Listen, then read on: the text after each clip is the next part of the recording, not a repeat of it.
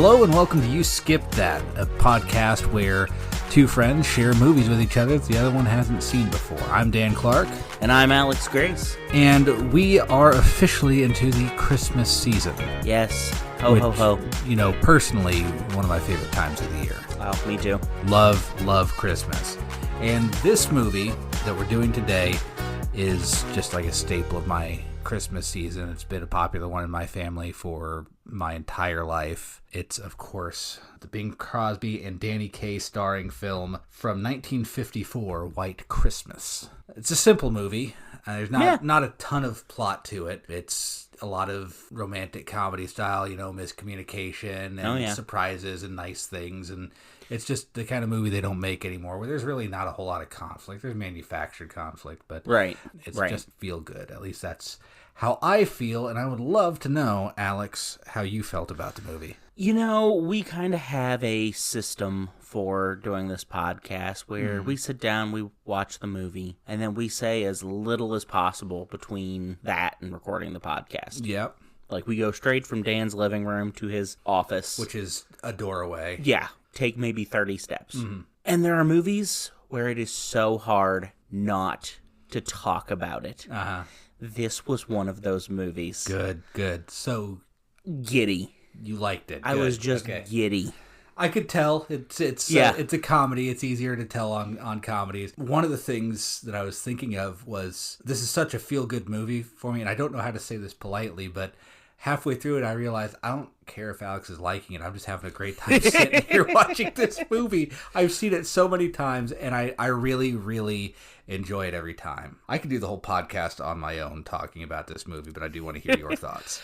Oh, it's just a classic musical of the time. Just spectacle everywhere you look. Big, beautiful sets. Great music. Done by great singers. Oh, yeah. Yeah. I jokingly sang a few bars of White Christmas and said, I'm no Bing Crosby, and you rightfully pointed out very few people are. Yeah.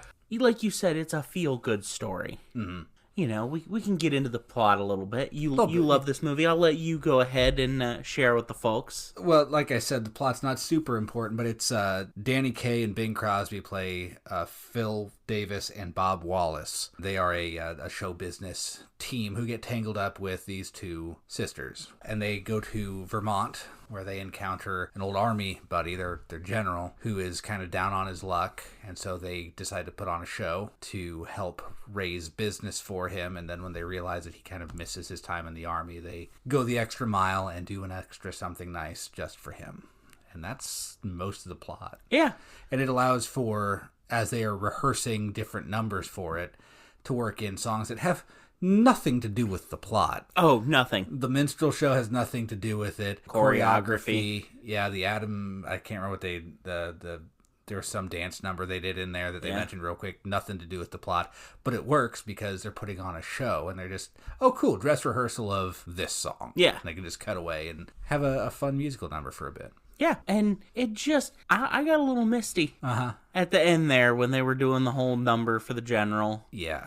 And you could see how moved he was and everything. Some incredible, like, nonverbal acting on his part. That's, I got his name right here, Dean Jagger as Major General Tom Waverly. I went into this thinking there's a possibility that I'm going to get emotional here.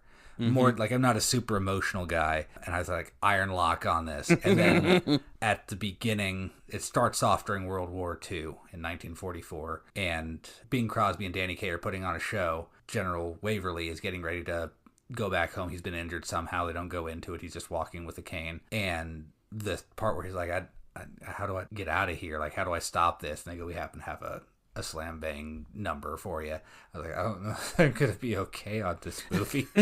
Like, he kind of looks over at them lost and goes, I don't know what to do, from a guy that you can already tell just always knows what to do. Yeah. I was like, I don't know that I'm gonna be okay. Yep. It is beautiful.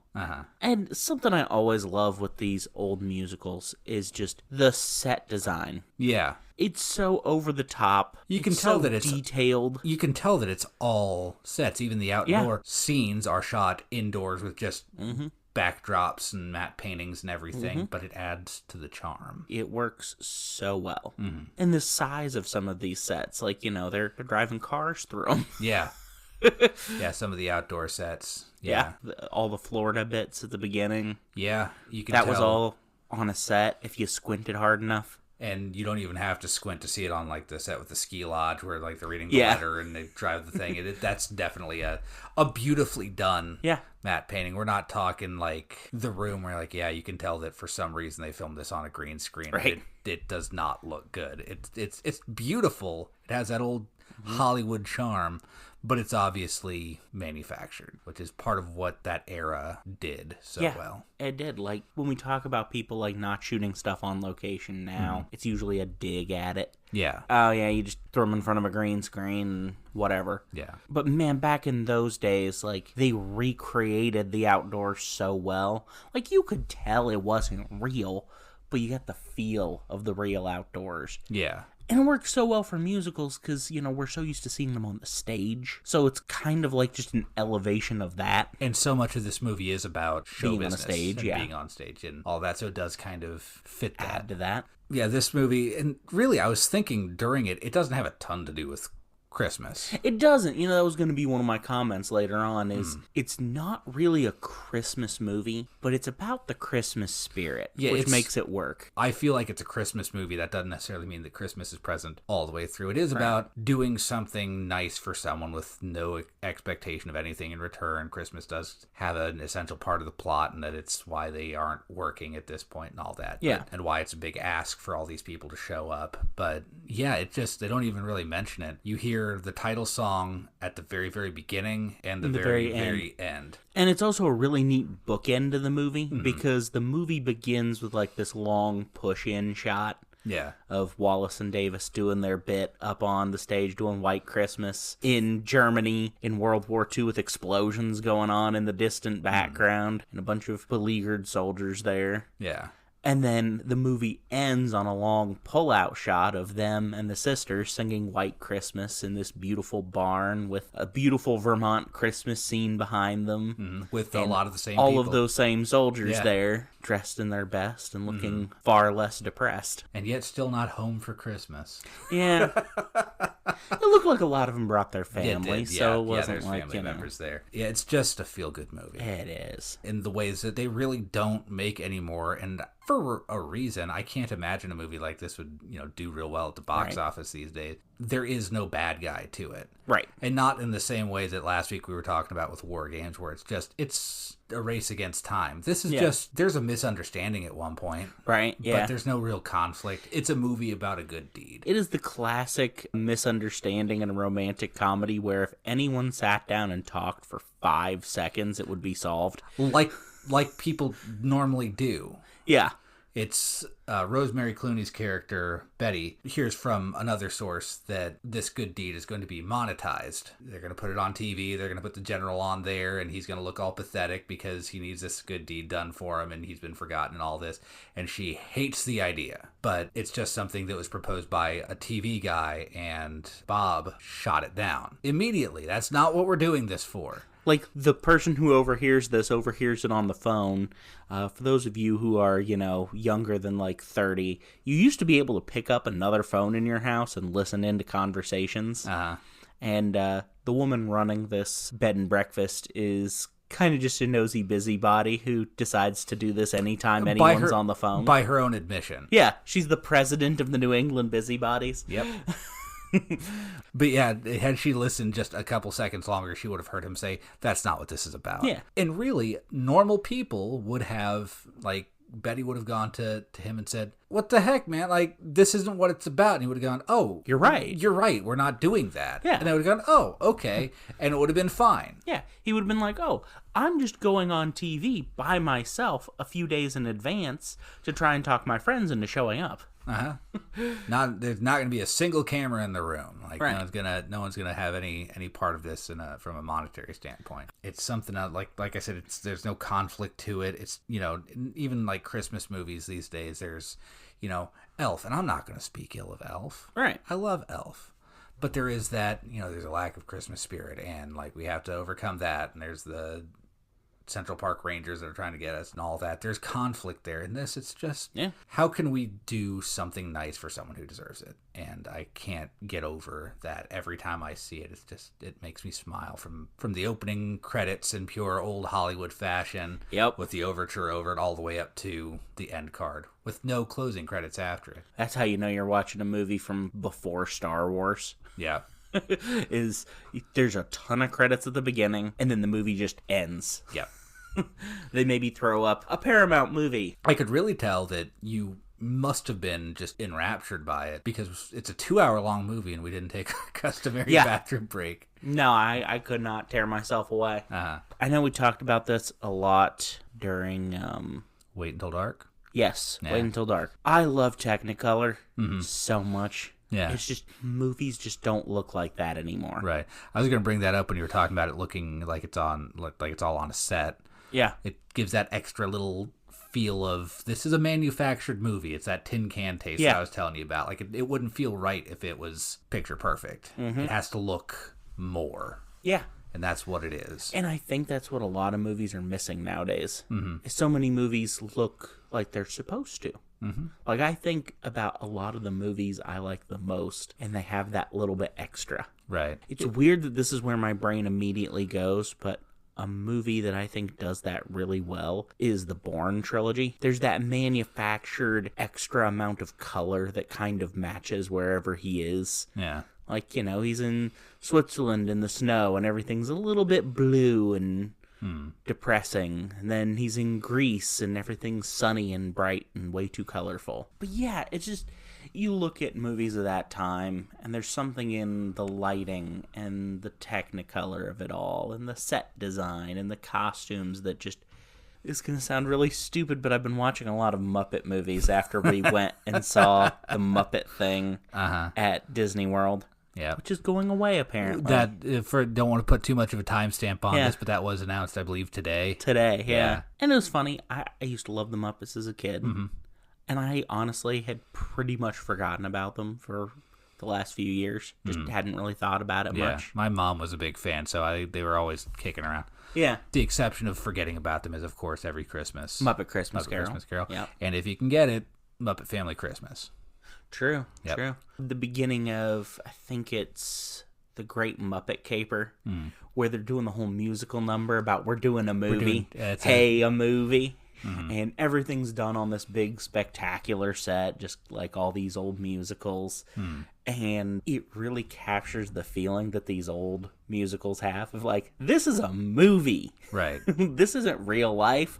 We're having fun. Capital M movie. Yeah. Spectacle, shine, shimmer, everything. It's all here. And it's fun. If you can't enjoy it, I get it if it's a little cheesy to some people. Yeah. I know some people aren't into musicals. Yeah, I'm more into this kind of musical than I believe, and this may just get me completely run out of town. I believe tonight is Wicked releasing. And, like, I guess it's pretty bold and colorful and everything, but it doesn't have that quality to it from what I've seen. Yeah. And I'm just not into that. Like, I wasn't big into, like, La La Land either because it didn't feel fake. And so when people burst out into song, I'm like, that's... Which is what I think is why The Greatest Showman was a hit for me. Mm-hmm. That movie has that very manufactured quality to it. When a musical has this kind of fake quality in the best possible way. In the best possible way. Fake is such a negative it's a show. word. It really clicks for me. Like, all my favorite musicals are either animated or really old. Yeah. I think. I'm trying to think of any that aren't in that. Well, and, going back to an earlier episode of the show, Chicago is another great example of that. Yeah, they make sure that all of the songs... From the beginning, it feels like a show. Yeah, especially the songs are all on a stage, and... Yeah, so I guess that would be, it depends on what you call an old movie. I personally don't think there's a weak song in the movie. No. They all feel like they do what they're there to do. Even the ones that are quote unquote filler, the dress rehearsal numbers. Yeah, like choreography, feels like it has nothing to do with the movie whatsoever, but it's fun, it's interesting. It's a weird little jab at other musicals. Yeah, and it's an excuse for Danny Kaye to be out there being dancing around, being a weirdo. Being a weirdo. Yeah. Which he does very well. He does. I mean, the cast in this is great. I mean, we were talking about Bing Crosby. He's just got that classic, hey, see, kid, kind of thing going on. A lot of I was reading some trivia on this, a lot of the really dated slang and stuff was just taken from his vocabulary. Yeah. Like calling Danny Kaye's character a weirdsmobile. A weirdsmobile, yeah. Tall glass of charged water. Yeah. Calling him Buster, every 5 minutes. Hey, Buster. At one point, he's trying to read a letter, and he's kind of trying to get to the point where his eyes can focus. And he goes, I don't know, I'm playing a little bit of trombone with this here. And he's kind of moving it. A lot of that was just taken from his vernacular. So, yeah. And I love it. It just adds a great little flavor.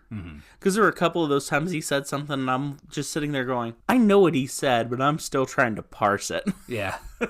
Yeah, Danny Kaye is hilarious. He's most of the big laughs. Yes. I love the whole running bit of anytime he wants something, just kind of rubbing the arm he hurt, saving Phil in the war. Bob, yeah. Bob, right. He's Phil. He's Phil. He's Bob. Yeah. An injury that when he first gets it and they're looking at it, he goes, oh, it's not bad, it's just a scratch. And then, they take him in there and he starts using it to guilt him into, oh yeah, like I have a number here, it's a 2-person number and I could be in on it. And he's like, I don't know, man, I work alone. And Phil goes, okay, like I don't want you to feel like you owe me anything, it's just my arm.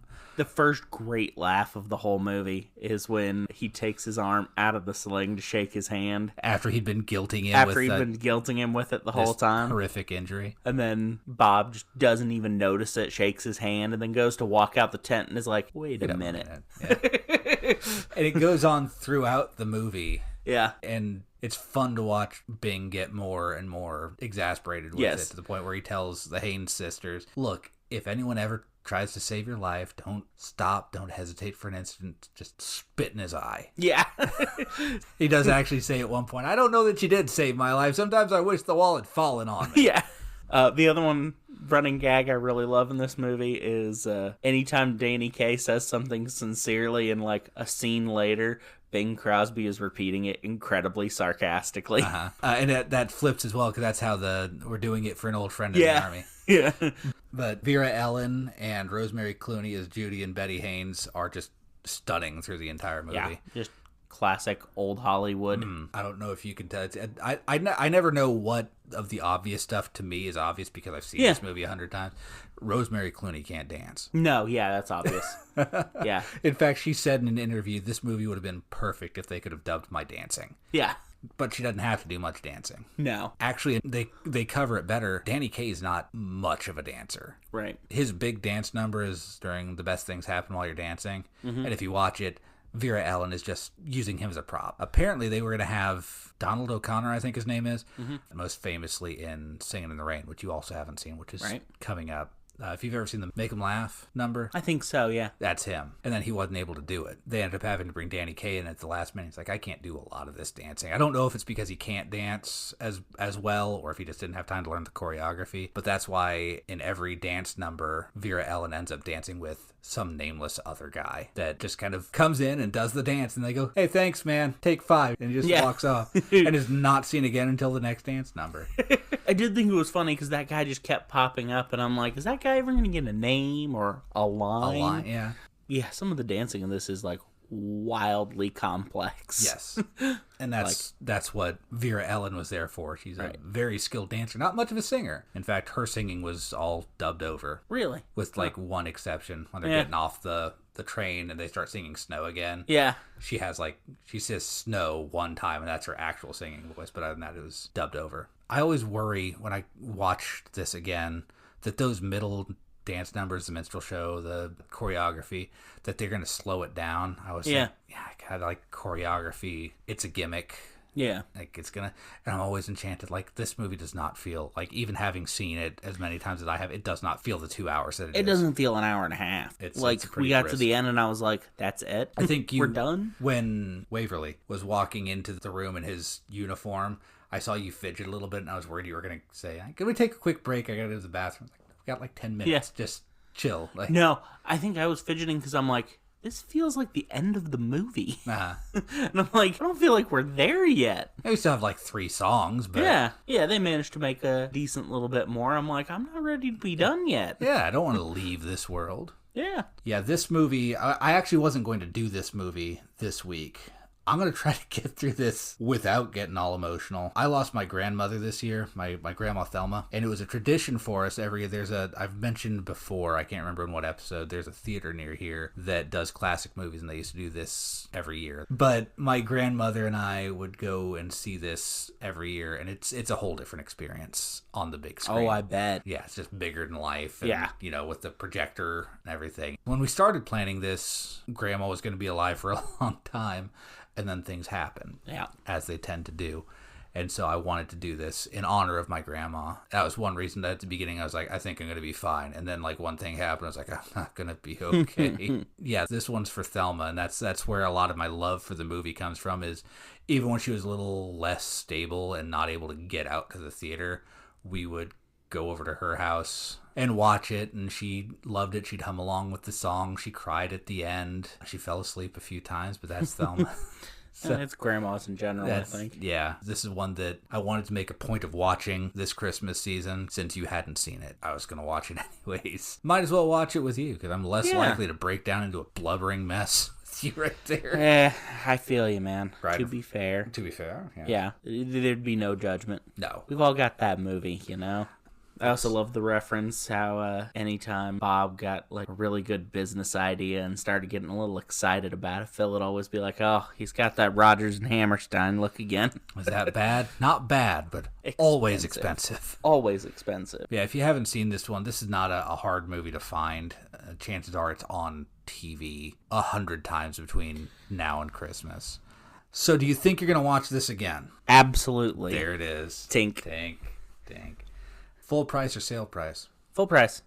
I'm sure you'll be able to. Full price. I'm sure you'll be able to find it for sale between now and Christmas. It's there's gonna be. That's part of why that's an easy thing to say. Yeah. But and it's funny that both of the musicals that you've introduced me to on this podcast have both been full price buys. Yeah. I mean, they're classic musicals. I know from totally different eras too, which is wild. Yeah. We are gonna do Singin' in the Rain, which is from the same era as this, and Hello Dolly at some point too, because we discussed that. Yeah, I mean, this is the golden age of musicals. Yeah, my grandma was a big musical fan. That's why I was so surprised that you hadn't seen this one. I don't know how, because I mentioned it and my mom was baffled that I hadn't seen it. Right, because apparently she loves this movie too. Really, I can't think of there's no casting in this for any of the major characters that I would channel.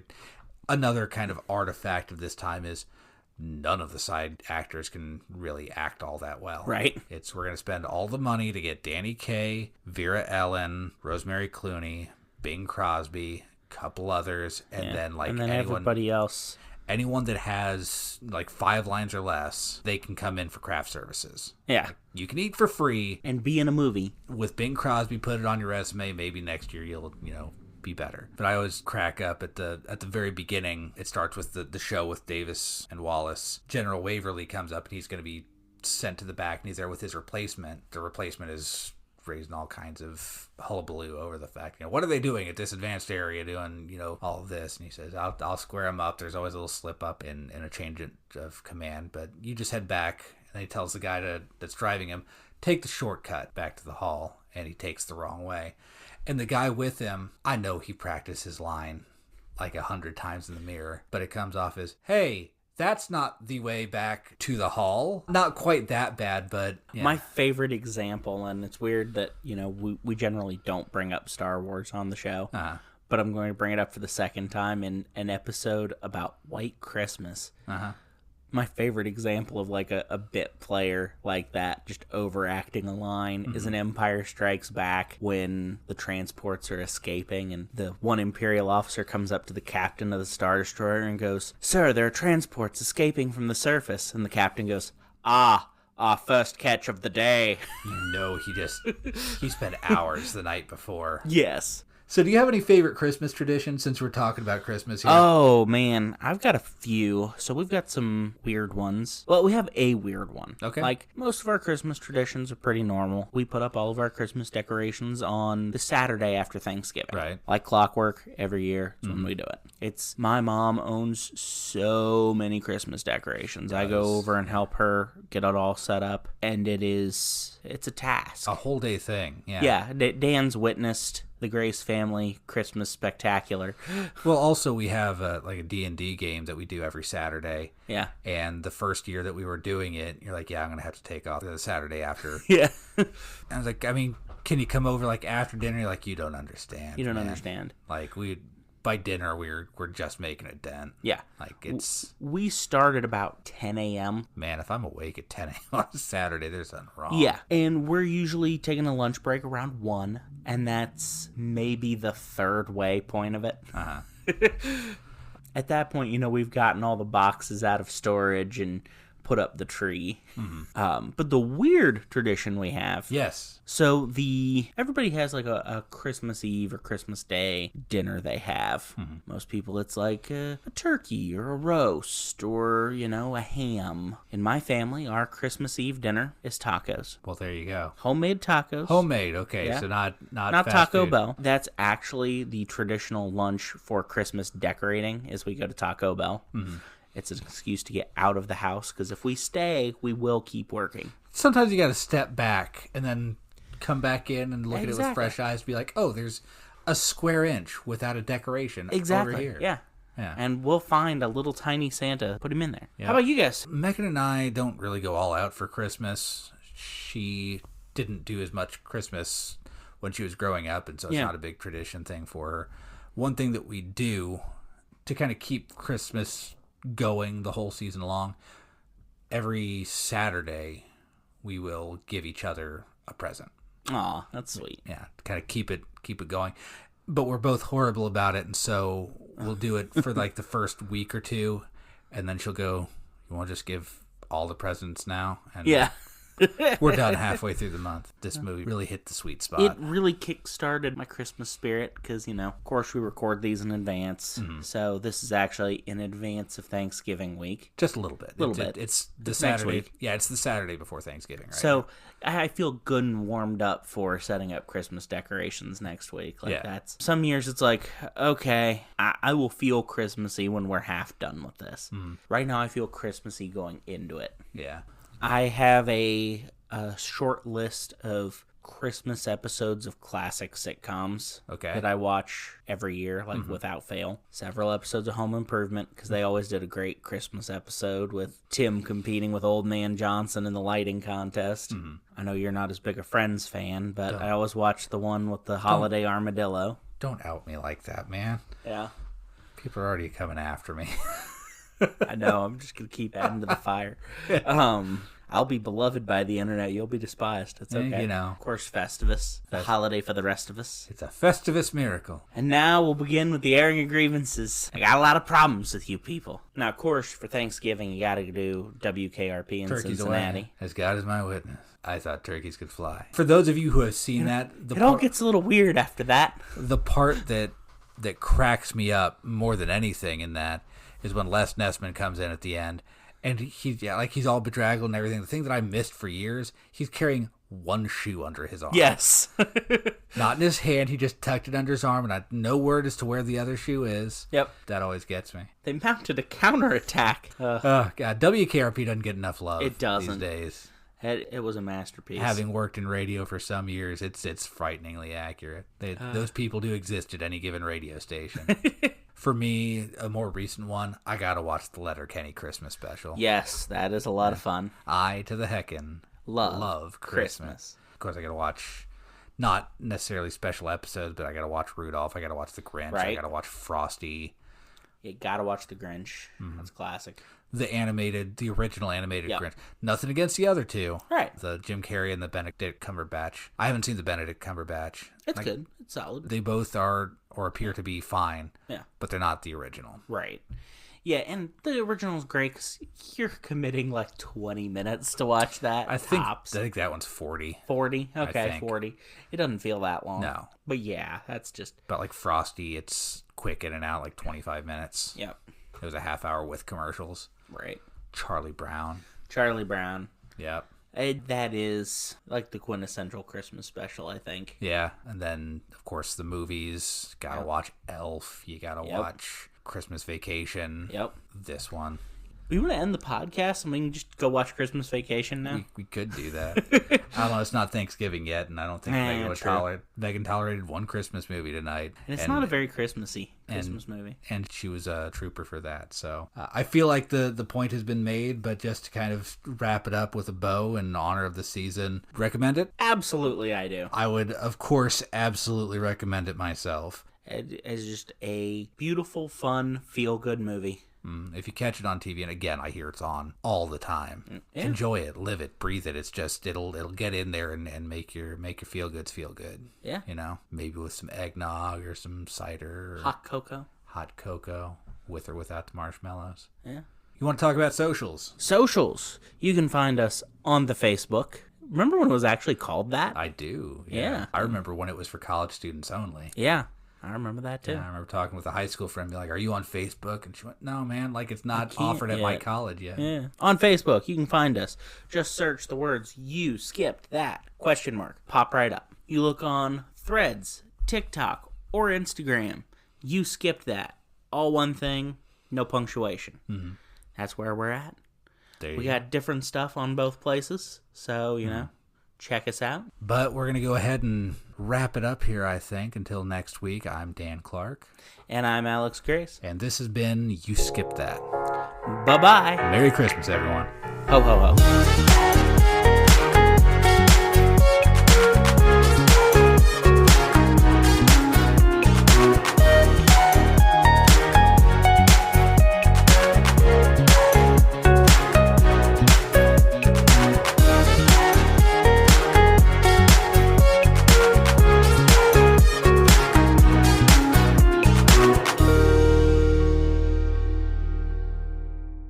I'm dreaming of a you skipped that. Yeah, I'm not singing.